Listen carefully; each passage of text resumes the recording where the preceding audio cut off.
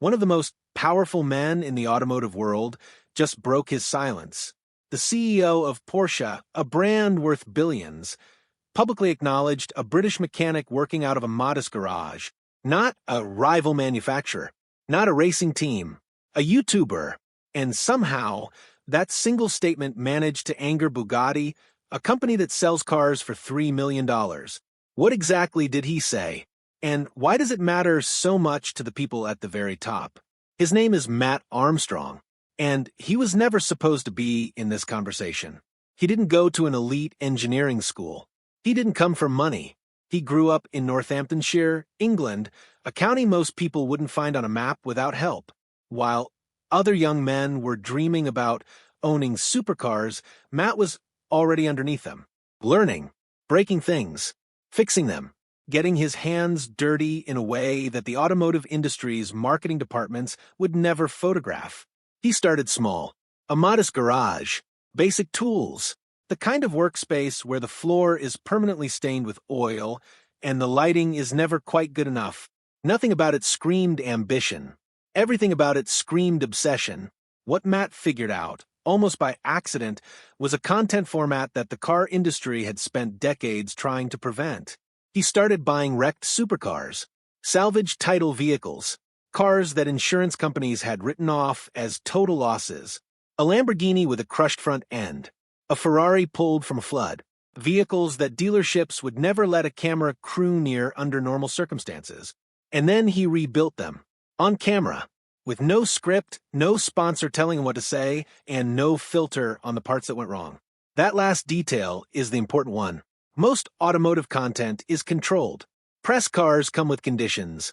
Reviews are filmed on carefully arranged tracks. The brands decide what you see. Matt Armstrong decided to show everything. The moments where a 200,000-pound car turned out to have cheaper internals than anyone expected, the times a repair cost 3 times what he budgeted, the failures he couldn't explain until the 4th attempt. By 2023, his YouTube channel had crossed 4 million subscribers.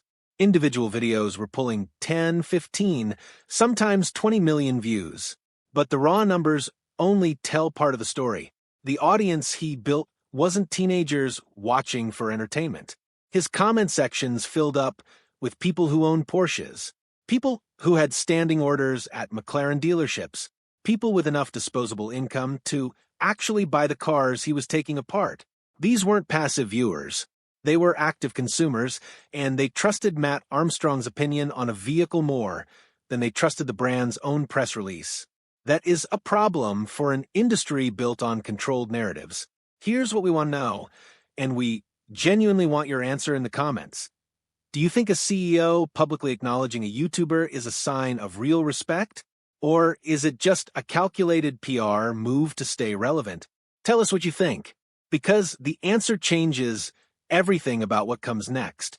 The automotive world noticed Matt Armstrong long before anyone admitted it. Dealerships tracked his builds. Engineers watched his teardowns. Brand managers pulled up his videos in internal meetings and argued about whether to respond. They chose silence. For years, they chose silence. So, the question isn't how Matt built an audience of millions. That part is straightforward. He did the work on camera without pretending.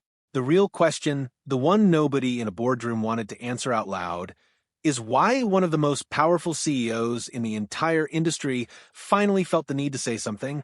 And what exactly did he say that made Bugatti furious enough to respond? Oliver Blume is not the kind of man who speaks carelessly. He has been running Porsche AG since 2015. In September 2022, Volkswagen Group handed him the top job there too, making him one of the few executives in automotive history to simultaneously lead 2 of the world's most powerful car companies. Under his watch, Porsche completed one of the largest IPOs in German stock market history in October 2022, raising over 9 billion euros in a single day. When Oliver Blume opens his mouth in a public setting, analysts move markets based on the words that come out. So, when his name appeared alongside Matt Armstrong's, the mechanic from Northamptonshire with oil-stained gloves and a salvage yard budget, people paid attention. The statement came during a broader conversation about the future of automotive media and consumer trust. Blume was addressing how modern car buyers form opinions not through television advertisements or glossy magazine spreads, but through independent voices online. He acknowledged, specifically, that creators operating outside the traditional press structure were now shaping how entire demographics perceive vehicle quality, brand reliability, and long-term ownership value. He didn't just acknowledge the trend. He named the type of creator Matt Armstrong represents as a legitimate force in the market. The framing was careful. As it always is with executives at Blume's level, he didn't hand Matt Armstrong a trophy on stage. What he did was more significant. He validated the ecosystem.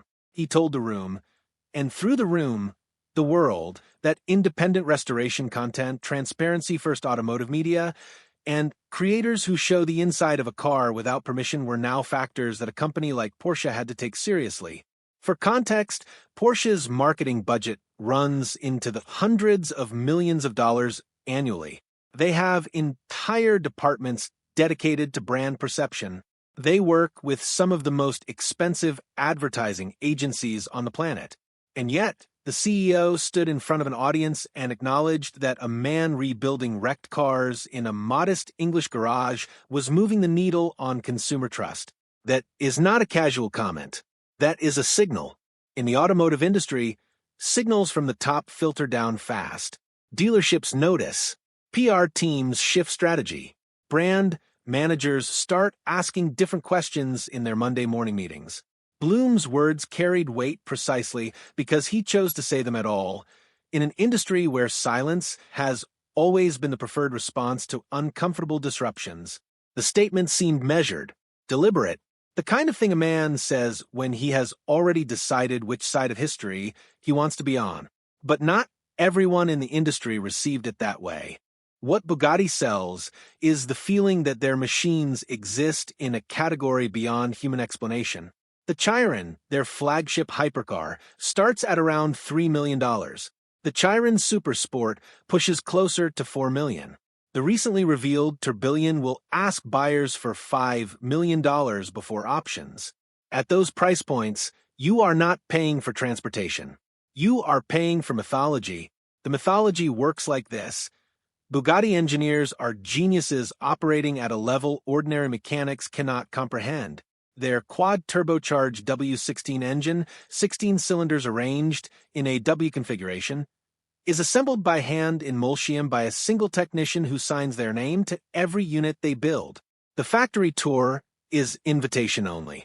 The ownership experience is managed from the moment of purchase to the moment of resale. Everything is controlled. Everything is curated. And then Matt Armstrong buys a wrecked one. In 2023, Matt acquired a salvage title Bugatti Chiron that had been involved in a serious accident. The purchase price alone, for a totaled hypercar that most people wouldn't touch, ran into the hundreds of thousands of pounds. He brought it into his garage in Northamptonshire. He put a camera on it, and then he started taking it apart. What followed was the kind of content Bugatti's marketing department has nightmares about. Not because Matt said anything dishonest. The opposite, actually. He showed exactly what was there. The engineering decisions, the parts quality in areas cameras never normally reach, the repair costs that Bugatti's authorized service network would never publicly quote. He showed the reality behind the mythology, and he did it in plain English with no technical gatekeeping to an audience of millions. The tension between creators like Matt and brands like Bugatti rarely becomes official. There are no press conferences about it, but inside the industry, the friction is documented. Parts access, the ability to source genuine components for unauthorized restorations, becomes quietly difficult. Dealership networks receive informal guidance about who to work with and who to avoid. Legal departments draft letters that sometimes get sent and sometimes just get written as warnings. Bugatti has never publicly confirmed any direct action against Matt Armstrong. But the pattern is consistent enough that people inside the restoration community have named it. When you film the inside of a brand's most expensive machine and millions of people watch, The brand notices, and their first instinct is never to celebrate. This channel covers the stories the press release never will. If that's what you're here for, you already know what to do. Now here is where Oliver Blume's statement becomes genuinely explosive from Bugatti's perspective. Because when the CEO of Porsche stands up and validates the ecosystem that Matt Armstrong represents, he isn't just complimenting one mechanic. He is lending the credibility of a multi-billion-dollar automotive empire to the exact content format that Bugatti has spent years trying to contain. That is not a disagreement between two car brands. That is a declaration. But Bugatti's reaction, as furious as it is, points to something much larger than one mechanic and one statement from one CEO.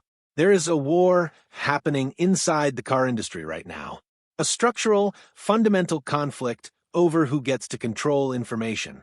And most people watching from the outside haven't noticed it yet.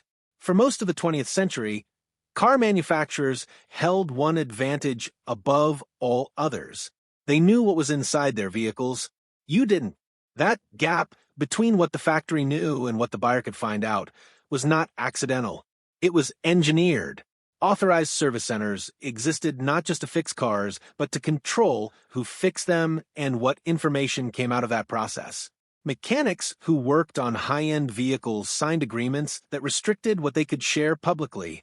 Dealerships built their entire service revenue model, which in many cases exceeded their sales revenue, on the assumption that owners had nowhere else to go.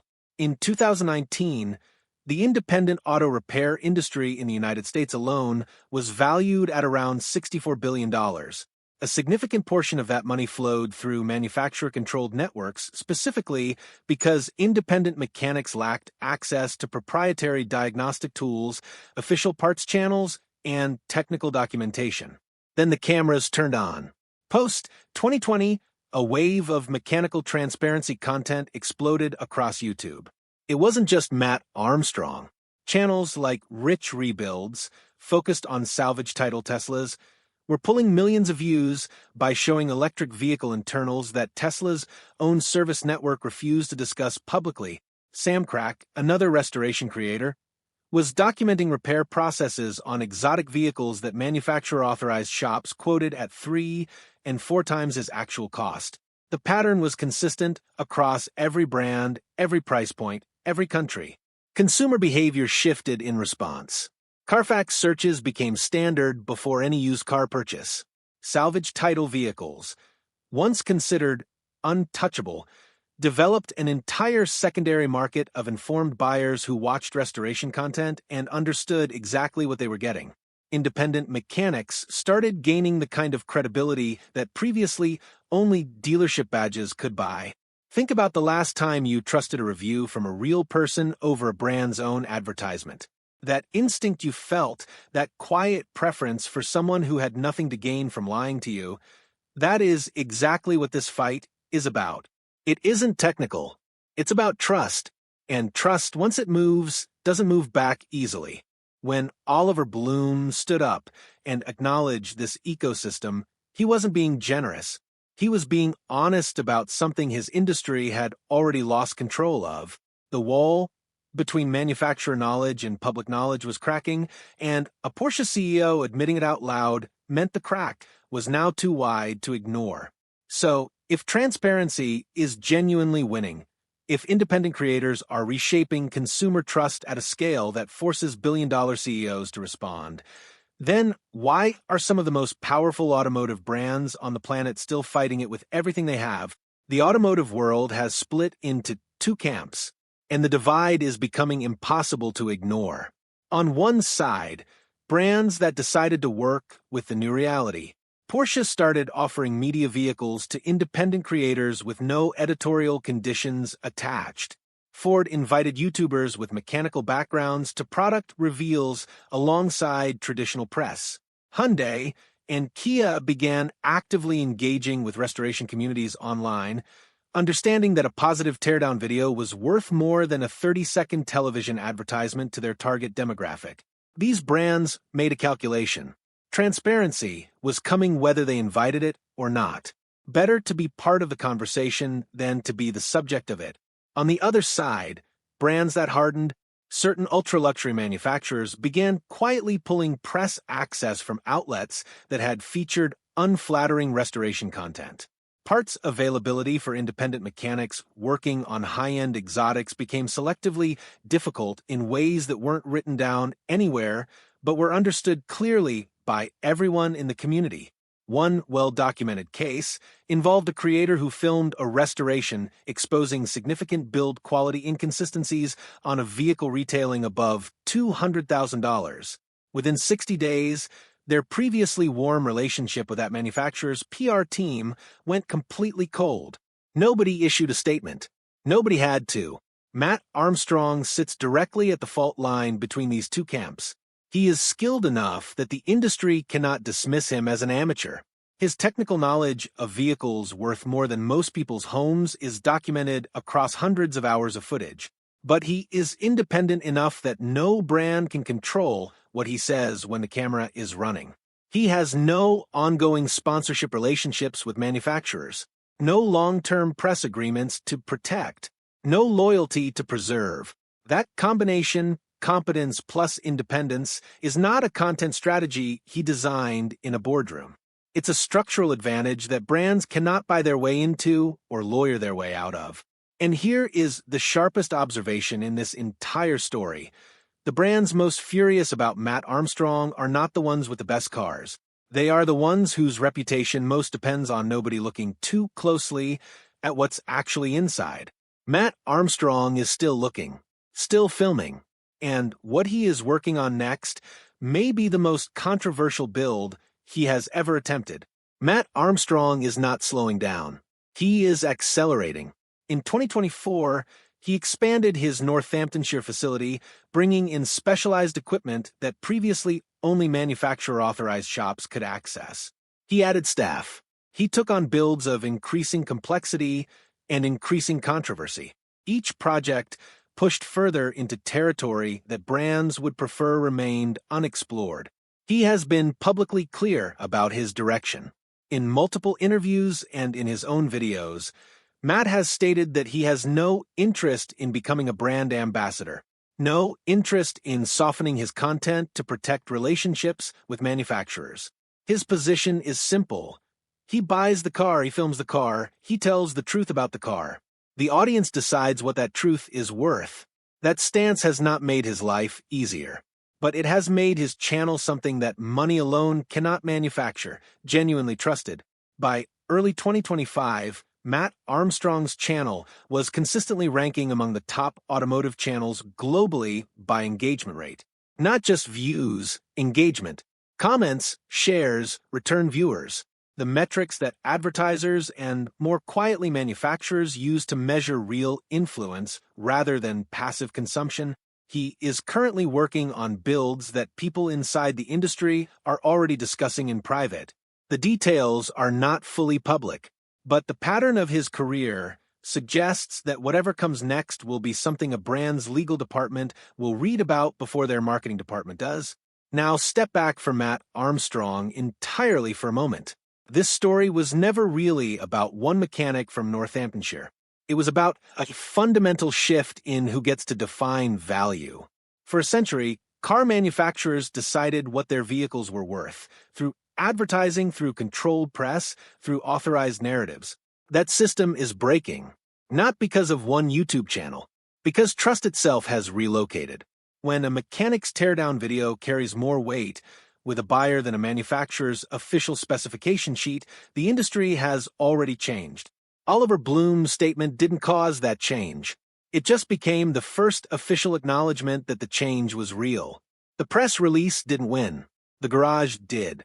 And if you want to understand just how deep this shift goes, there is another story on this channel that connects directly to what you just watched. The car industry's biggest cover-up isn't about one brand. It's about all of them.